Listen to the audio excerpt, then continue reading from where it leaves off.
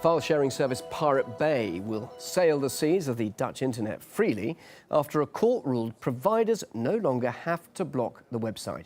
The existing ban had proven to be of little effect as users easily found loopholes to get to the torrent-tracker. Let's discuss the verdict now with Julia Reda. She's the candidate for the European Parliament elections and president of the Young Pirates of Europe. Julia, this ruling is a big blow, isn't it, for those who are protected by copyright, the likes of artists, musicians and authors. It's a bad moment. Well, I would say a lot of artists are really tired of trying to wage a war against their own fans, and there are more and more artists that are willingly giving away their music or videos online and are, well, hoping, and rightfully so, that their fans are going to pay for the content in other ways. Yeah, and you say giving away, and of course there are a lot of people who don't want that to be given away.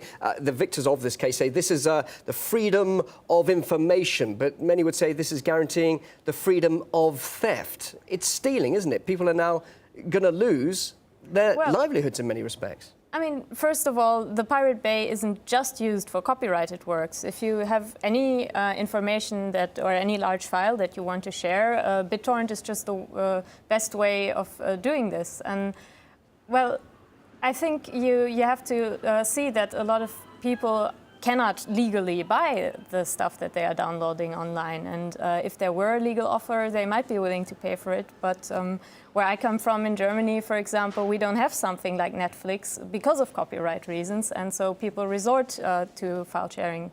Well, of course, the Netherlands is a liberal country, isn't it? But this just one ruling in that country doesn't necessarily mean the battle is lost for those copyright owners who are insistent that there should be regulation of the internet.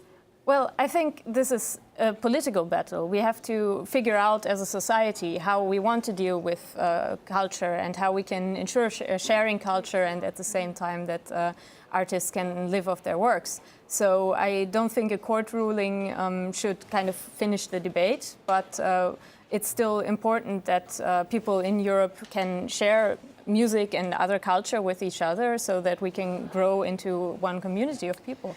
So what do you stand for then as a party? Are you saying that transparency is a good thing, even though that transparency could compromise national and indeed personal security?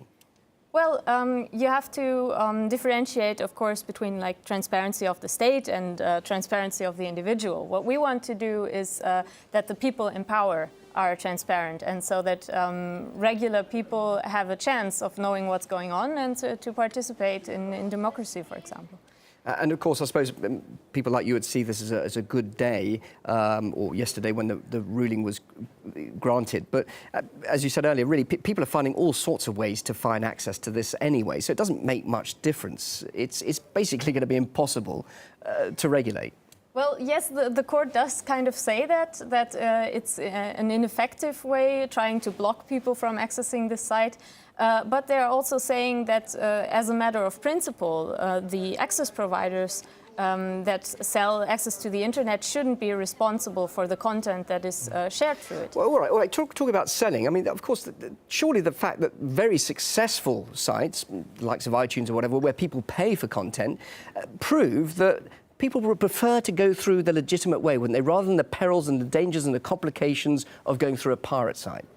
Well, I wouldn't say it's necessarily dangerous, but of course, people, well, I mean, you can get viruses from that sort of thing. I mean, it's not safe, is it? Well, people want to have a convenient way of accessing stuff fast, and this is often not done by legal offers. But when it is, like for example with iTunes or with Spotify, then yeah, people are willing to pay a fair price for the content. But of course, if the illegal offer ends up being more convenient and has a higher quality, which is often the case, then people are going to go with that. All right, Julia, thanks very much. Good to talk to you on this. Julia Reda, lead candidate for the European Parliament elections and president of the Young Pirates of Europe. Thank you very much indeed.